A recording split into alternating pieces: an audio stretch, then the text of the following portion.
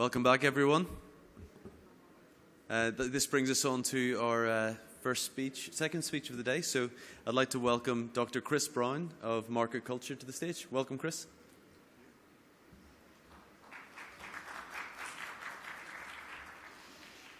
How's everyone doing? Energized? Excited to be here?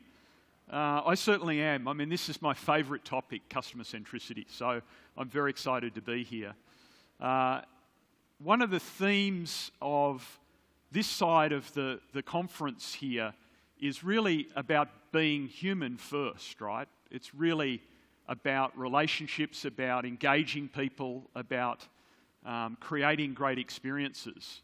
And so I'm happy to have you on this side of the conference. I think on the other side of the conference, it's just full of AI agents, isn't it? Just next door? No. So it's a great combination, isn't it? Because the future for us is going to be a combination of humans with AI. And I think that the topic that I'm going to be talking about today is customer-centric leadership. So how do we lead and how do we become more customer-centric as leaders and enable our organisations to become much more customer-centric as well? When I was leaving to fly to Dubai, I'm from Sydney, and in fact I grew up in a little place called Tasmania. Does anyone know where Tasmania is? Oh, a few people. Anyone been down there? Made it that far down? Oh, fantastic. So it's the home of the Tasmanian devil, is what it's known for, which is that little cartoon character, if you've ever seen an American cartoon with it. But it's a very remote sort of place down at the southern tip of Australia, about sort of 20 hours away from where we are here today. And I spent a lot of my career actually in Silicon Valley. So I spent 18 years over in a place called Carmel, which is a little town on the coast of California, which is famous for Clint Eastwood being the mayor of that town. So a really unique sort of environment down there. When I was travelling here, I actually was going through Sydney Airport, and I was looking to get a cappuccino, get something to get me going for the day. And I got in this line. It was bustling. There was a lot of people around. Everyone seemed a little bit stressed out. I walked down the line. I got my coffee. The woman asked me to pay. I paid. She didn't actually look at me at all. I didn't get any sort of connection or eye contact. And I sort of said, aren't you meant to say, thanks for your business or thank you? And she sort of looked up at me and she said, it's on the receipt. Thank you is written on the receipt. And, I think if we think about that environment of that person working in this small business, this small coffee shop, it's not really her fault that she's not engaging, but she's obviously not having a leader or a manager or someone there that's telling her that actually it's important to engage with the customer at some level, right? And so it's fundamentally, when you have those poor experiences, it's not the fault necessarily of that person you're interacting with, but it's really, do you have leaders in the organisation that are role modelling that are saying that this is important? And we had a great presentation from Alec this morning talking about, really the excellence that was developed at Walt Disney and Ritz-Carlton and these organisations. And I'm going to talk a little bit more broadly about customer-centric leadership. So a number of years ago, I did my doctorate in this topic specifically. And I'm going to share with you some of the findings that I had from talking to 70 CEOs of different types of organisations in different industries. And what is it that made them sort of operate in a customer-centric way? How did they sort of become that way? And I want to share some of the findings. So I did this at a university in California called Pepperdine University. It's down in Malibu, where all the famous Hollywood actors are. So it was a great experience to be able to do it there and then do a lot of the in-person interviews and then also a lot of the Zoom interviews to get this data. So we're going to talk about how do great leaders reignite customer-centric cultures, and we just released a book, in fact, last week. Had a great event in Sydney to release that. It's called The Human Culture Imperative. It's our second book. The first one really focused on customer-centered cultures. And we've seen this this evolution that's happening now around how do you connect the employee experience with the customer experience. And it's fundamentally about creating human experiences, isn't it? And developing that. So the research questions that I had when I endeavoured to undertake this doctorate was, how do leaders become customer-centric? What are the characteristics of them, and what do they do? What's different about their behaviour? And I was talking with someone just before we started here, and he asked me about my own journey and how did I become interested in this area. And for me, it was very much working with really customer-centred leaders, and then working with the opposite of that, sort of someone that really actually didn't make the connections. And that contrast for me showed that actually I really want to enjoy working for someone that really cares about me as a person, my development, but also cares about excellence, delivering a great experience, delivering for the customer. And it's that combination that I'd say that these customer-centric leaders exhibit. So on this slide, what I came up with, and one of the key findings was that there was sort of 4 different flavours, if you like, different types of customer-centred leadership.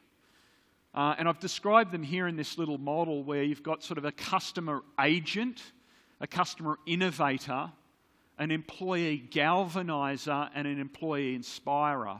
So there are some leaders that focus primarily on employees and developing them, inspiring them, engaging them, moving them forward. And then there's others that are much more externally focused. They're about what are we delivering for the customer? How are we innovating for the customer? How are we doing that? So there's sort of a few different flavours, different ways of doing this, if you like. It's not just sort of one model. And I wanted to give you a few examples of some real-life leaders that I would describe in this way. A customer agent, a great example, is a guy called Patrick Doyle, who was the leader of Domino's Pizza. And what he did was he really focused on really looking at how customers were experiencing the Domino's brand. So they actually went and tasted the product, travelled the experience and so on, and they actually found that their pizzas tasted like cardboard, was the way in which customers were describing the product that was being delivered. And so he used that sort of negative feedback to galvanise and to really get people focused on how do I actually change that? I don't want to be a company that delivers a pizza that tastes like cardboard, do I? So how do I use that to actually get people thinking more proactively about how can we deliver a better pizza and then a better experience and so on. So he did an incredible job turning Domino's around on that sort of simple idea of using customer feedback to change it. Customer innovator then is a guy called John Laguerre. Does anyone know him from T-Mobile? So he was a real innovator. He was someone that was thinking about how do I actually come up with really making a telco business. They provide cell service in the United States, so mobile phone service and data plans. How do I make that cool? How do I make that different? How do I make that interesting? And so they looked at what are all the complaints? What are all the things that people say, I hate telcos because of this? And they changed those things, right? So they got rid of contracts. They got rid of all the clauses that sting you. They got rid of all the penny pinching things that customers really hated. And they branded themselves as the uncarrier. And that really changed the way in which customers saw T-Mobile, but also employees, right? They thought, well, this is a business I'm proud to be part of now. This is somewhere I want to be because we're cool, we're the uncarrier, right? So it's a way of really innovating by thinking differently about customers and what they hate about your industry, perhaps. And then I've got Herbert Joly. So Herbert was the CEO of Best Buy, which is a big retailer in the United States. Anyone know Best Buy? You've heard of Best Buy before? A few people? Yeah. So he came on at a time where Amazon was really starting to build their business and was really creating problems for Best Buy, because customers would, what they talk about, showroom Best Buy. So they would walk into Best Buy with their mobile phone and then buy something from Amazon.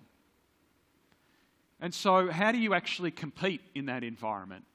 Well, the only way to compete is to say, well, why are customers coming into store? Well, they're coming in to see the product physically, but they also want to get some advice. They want to hear from someone that's got some expertise, some knowledge, some ability to add value in the store. And so he spent his time galvanizing employees, really energizing them, going around training employees to really think about how can they deliver a better experience and knowledge and value when those employees came into Best Buy, and they matched Amazon. So whatever price that Amazon's got, we'll match that, but we're also adding value. You're here in the store, let's do the business while we're in here. And so really turned around that business. And then the last one is Satya Nadella from Microsoft. And what makes these leaders different is, if we talk about other businesses and other leaders, they were sort of born customer-centric, weren't they? Whereas if you look at these leaders and these businesses, this was more about how did we transform our business? How did we make it more customer-centric? How did we actually engage people to create a transformation? And so Satya Nadella was another guy. If we think about, I'm going to jump across these slides here. If we think about Microsoft at the time that Satya Nadella was part of that, there was a great image that was going around at the time, and this was a visual of the Microsoft culture. And you can see all these silo groups sort of pointing guns at each other, and it was extremely internally competitive. And they were extremely internally focused as well. Anyone that's worked with Microsoft as a customer or a partner during this period would remember, the challenge of working with Microsoft. And it was cultural, right? But he really changed their culture by some simple things. And that was moving from this sort of know-it-all culture to a learn-it-all culture. Yeah? And it shifts the mindset. So if we know it all, then we become quite arrogant, right? I kind of already know everything you've got to tell me. You're not going to tell me anything new here. That kind of limits your ability to grow, limits your ability to learn, and so on. Whereas if you've got that open mind, that learning culture, you're able to adapt. You're able to think about, well, that didn't work, but we can make it work here. We can experiment and change things. And so that's what he was able to do at Microsoft. So part of doing sort of doctoral research is there's a lot of rigor involved. You need to actually come up with some new insights, some new knowledge that doesn't exist in the literature before, and there are different ways of doing that. One of the ways in which I was looking at this is to understand what are the stories that are told that actually demonstrate customer centricity. And one of the great stories that I was told when I was interviewing a leader about how did they become customer-centric was this story of him in his early jobs, and a lot of their early jobs were sort of jobs that were service-related or entrepreneurial type jobs, but he was working in a gas station in the United States, and a lady came into the gas station. It was freezing. He lived on the East Coast. It was minus 20 degrees. This elderly lady came in, and he could see that she was struggling. So he came out of the shop and he helped her pump the gas, fill up her car, and so on. And then when he went back into the store, his manager sort of berated him and said, "Why did you do that? We're a self-service operation here. Why would you go out of your way and do that? She's going to expect that every time she comes back." And he said, "Well, I mean, that's the whole point, isn't it? That we want her to come back." And this is the disconnect that sometimes happens, that people don't understand that there are things that we can do to create a difference in someone's life that creates a competitive advantage, that creates an environment where that customer wants to come back. And that's what we're really talking about when it comes to customer-centric leadership. So part of the challenge that we see in certainly large organisations is this disconnect. And some of you might have seen this chart before, but many companies believe that they're delivering this great customer experience. If you talk to many leaders, they'll say, we're doing great. We're fantastic. And yet when you talk to their customers about the experience, they'd say, well, actually, no, it's not so good. And this is some research that Bain did a number of years ago where there's this big disconnect between what companies think that they're delivering and what the actual customer's experience is. And that's really the key thing to be able to solve. I wanted to just share what I found in terms of what are the sort of core characteristics of customer-centric leaders. And on the panel that we had before, there was a couple of those that came out in some of the discussions. The first one that popped out for me when I was doing the research was this customer visionary characteristic.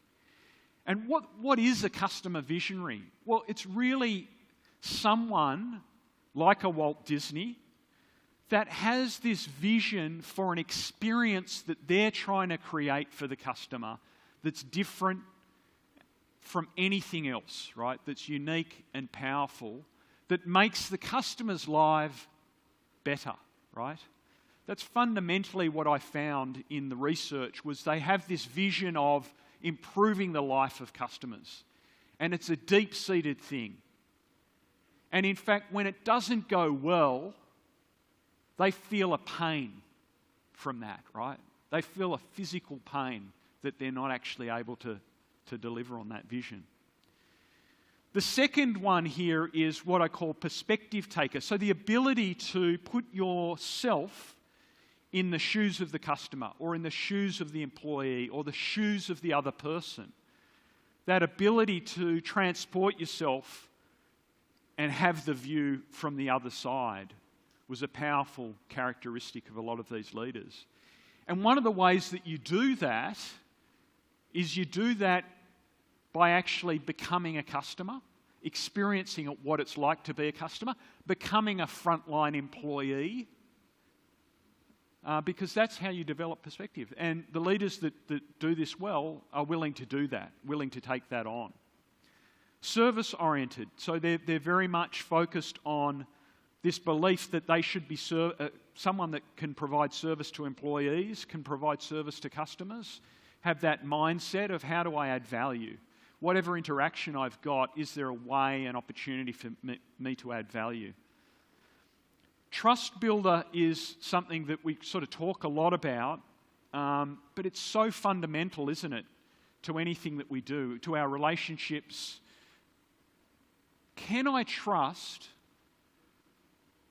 this organisation to do what's right for me? Or is it going to be only what's right for them? And so the ability to demonstrate trust by demonstrating that I have your interests, employees' interests at heart, I have customers' interests at heart, and I've got alignment with those things, yeah? So that was a big factor here, the ability to build trust by demonstrating that actually I'm not just here for me, I'm here for you, and how can I add value and contribute to what you're doing? People-oriented, so this is really this relational piece. So it's really about, do I care about people? Do I like people? Am I interested in people? Do I want to develop relationships with people over time? And we all know, don't we, if we reflect on our own careers, how important that is. The people in our lives create opportunities for us and we can create value for them. So it's that ability to really be people-oriented. And then there were 4 other characteristics. An agile learner, so someone that's always looking to learn. You know, we're in this environment now where we've got artificial intelligence that's coming at us at a rapid pace, and it's changing weekly in terms of the capabilities that are being enabled by AI. And what you would see is a lot of these customer-centric leaders are very early adopters of this. they're thinking about how does AI add value to the customer experience? How can I actually improve what I'm doing? Some companies are saying, I can use AI so that instead of just pushing everyone to some online service, I can actually have a conversation with them. I can open up the call center again and have conversations because AI enables me to develop that. So they're thinking differently about how can AI be integrated in a way that's going to add value to the customer experience. So, that's something that I've seen in particular in these customer-centric leaders. The next one down is an unusual one. So they're courageous. Being customer-centric isn't easy, right? It sounds easy, it sounds intuitive, it sounds straightforward. But there will be many situations where a business is tested, isn't it? Where something's gone wrong with the customer. We didn't deliver what we said we were going to deliver. And this actually might cost us some money. And so what you find in really customer-centric leaders is they're willing to make an investment to make sure the customer's taken care of, even if they're losing money on that deal or that situation or what it is. They will make that investment to make sure that the customer's looked after. When all the pressure might be, well, I've got budget constraints, I've got all this sort of stuff, and I've got to make a certain number and profit, they're willing to take a risk to say, actually, the way in which we grow is by making sure we're looking after customers. Yeah. A collaborator, so their ability to work with other people, their ability to have real partnerships where there's value being created on both sides. And this collaboration piece is one of the most challenging pieces in organisations because we naturally become siloed. Even CX within an organisation becomes a silo, doesn't it?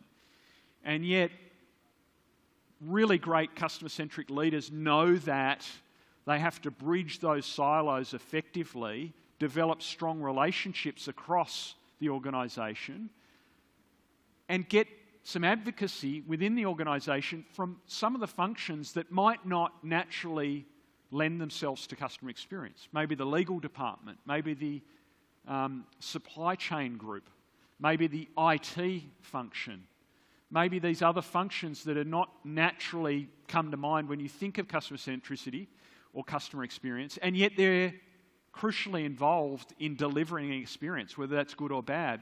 Your effectiveness of working with them dictates whether or not you can execute.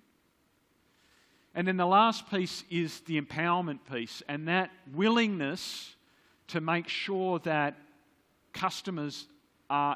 employees and customers are empowered. So on the employee side, ensuring that people can do the right thing for the customer, creating an environment where people want to do the right thing. I think most people naturally do. And so it's creating a system to enable that. And so they're the 9 characteristics I found across leaders. Now, they vary in terms of their emphasis and where they sort of apply themselves across those different dimensions. But the other side of what they do really, really well is they use customer-centric language. They use a lot of storytelling. They really use a lot of rewards and recognition. So they're trying to reward the right behaviours, right? So there's a range of different things that are embedded in these systems to reinforce customer centricity. And in Alex's presentation before, you could see that right throughout Walt Disney, right throughout Marriott, right throughout the Ritz-Carlton. All of the systems, the recognition, the support, the leadership, everything reinforces that in a flywheel sort of situation. So let's look at a couple more leaders. So Amazon and Starbucks, 2 very different organisations, both very, very customer-centric. And the way in which they manifest their customer centricity is quite different, isn't it? With Amazon, it's sort of embedded in their processes, their systems, the way in which the customer can interact with their organisation, right? And proactive in thinking about all of those things. So with Jeff Bezos, he was the first person to actually put together the 5-star rating system online. It's something we all take for granted. We see now everywhere. But when he first implemented that, he got a phone call from the CEO of Barnes & Noble and said, "Why are you putting this 5-star scale on your books? Some people are going to give books 1 star. Why would you do that?" And he said to them, "Look, I'm here to help the customer make a better decision. And by giving them some feedback on what people think about this book, I'm helping them make a better decision." And that's customer-centric thinking versus company-centric thinking, isn't it? Where it's, well, I might not sell the 1-star books. Well, you don't want to sell the 1-star books because they're not good for the customers and people don't like them. They're not adding value.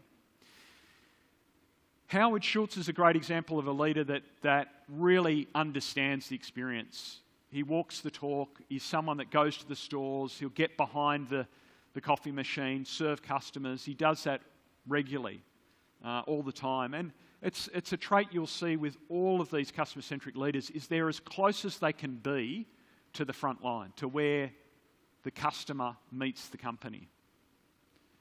So that's an attribute that's very, very compelling. Now, the absence of that, what happens when you don't have customer-centric leadership? And many of us have seen and heard of the examples of Nokia and Kodak, right? Both market leaders, dominant. I mean, Nokia was the dominant mobile phone manufacturer for many, many years. Kodak was the dominant company in the photography industry. Both of those companies had some great products to compete in the new digital age. In particular, Kodak was the first to market with a digital camera. But I would argue that part of the challenge that they had was they couldn't overcome the internal dynamics that were going on, right? So they had the product, but it was going to be so disruptive to their business, they weren't able to manifest what was necessary to transform their organisations to compete in the new markets that they had. And these were some quotes that they had at the time. I mean, they just became myopically focused on their business and were disrupted as a result. So I had the great opportunity to work with Vittorio Caleo, who was the CEO of Vodafone a number of years ago. And he was someone that had seen that, customers were actually not that happy with Vodafone. They'd flatlined their NPS for many, many years. And he realised that actually they need to get underneath that and see, well, what's driving NPS? Well, what drives NPS is culture. So if you get the culture right, the NPS scores will take care of themselves. If you don't have the culture right, then, all sorts of things can happen. And, NPS, we know, is not a perfect measure for these things and can be gained in different scenarios and so on. But it gives us a measure to work towards. And we got the opportunity to deploy a culture assessment survey with him. And it really uncovered that different businesses around the world, those that had really strong customer-centric cultures, had much stronger NPS results and much more revenue. And it's a great experiment because you can see sort of 22 businesses around the world and you can see how that variance looks. Strong customer culture was driving better business performance, better customer outcomes. Low customer culture was driving poorer results, poorer customer outcomes, lower revenues. And so over time, we did some training, some education around how do leaders lead in a customer-centric way, and they were able to shift those cultures and look at what was working in one and take that into other areas. One other example I'll give you here is a great business. Has anyone heard of Naked Wines before? Yeah? Just a couple of people, Naked Wines. It's a great business, a really interesting business, and the CEO is a guy called Luke Jecks, an Australian, and they operate in the UK and Australia and the US, and it's a business that basically provides wine direct to the consumer from the vineyard. So they're sort of an intermediary between the two. Really great business. But something that was really interesting when I interviewed him about how did he create such a customer-obsessed culture, which they have at Naked Wines. And he said, look, something that we do a lot is we really celebrate customers. And we celebrate internally when we do the right thing for them. And I was actually at the office one day and I heard a commotion outside the office that we were sitting in and people were high-fiving and got really excited. And I said, what's that all about? And he said, it's a giraffe moment. And I said, what do you mean a giraffe moment? What's a giraffe moment? He said, someone has stuck their neck out for a customer and we're celebrating that. We're high-fiving and so on. And, again, they were celebrating a great story around that. And again, so that's the flywheel that you're trying to create. That's the behaviour you're trying to create. So what you're trying to do is obviously recognise, celebrate the behaviours that you want more of and minimise those other ones that get in the way of that. Another way that this is done, when I was looking through the research, was a bunch of different ways in which companies use simple phrases and language to reinforce this customer-centric culture. So run to the fire was a big one in my day when I was at Hewlett-Packard. I think that spread beyond HP for many years, but it was about this idea that if there's something going on with a customer that's a crisis, we're running to the fire. We're going after it. We're going to make sure that it's taken care of. I think the other side of this is an ability to say, look, we don't always get it right, but we are sincere about our attempts to make sure that we will make it right for you. So that sincerity behind, we do care about delivering a great experience. We do care about delivering what we promise, and we're going to back it up. And then there's another one that I'll just point out there is this idea of learning moments, not mistakes. So what we see in really customer-centered organisations and organisations that are able to adapt and innovate is they reframe failure. Failure is not something that's really to be ashamed of, but it is an investment. It's a way of learning. It's a way of saying, well, we did that, it didn't work, what do we learn from it? And not only what do I as an individual learn, but what do we collectively learn from that? Now that creates the opportunity for far more innovation, far more adaptability, far more growth, and I would argue is crucially important when it comes to the AI technology that's coming for us. If we don't have an organisation that is learning focused and learning embracing, we're not going to adopt these tools. And if we don't adopt these tools, we're not going to be able to compete. We're not going to be able to deliver what we need in the marketplace. So last little quote here is, it's one customer at a time. We might sell 10 million cars, but it's one customer at a time. So it's this idea of, even at massive scale, like a Vodafone, like an Amazon, like a Starbucks, we're always ultimately delivering an experience one customer at a time. And I think what happens is that leaders can get insulated from that. And when they become insulated and separated from that one customer at a time, and they look at aggregates and they're looking at spreadsheets, a lot of the reality is hidden. They're not in touch anymore with actually what's going on. And a really great customer-centric leader never lets that happen. So with that, I'd like to leave that with you, and thanks for listening. Thank you so much, Chris. I think we've run out of time for the Q&A section, unfortunately. Okay. But what I would say is you'll be around during lunchtime. I will. And I apologise, I got too excited about this topic, obviously. But no problem at all. Yeah. So, Chris will be around during lunchtime, so any questions you have for him, he'll be here all the way through to the evening. Well, at least we hope so. So thanks very much, Chris.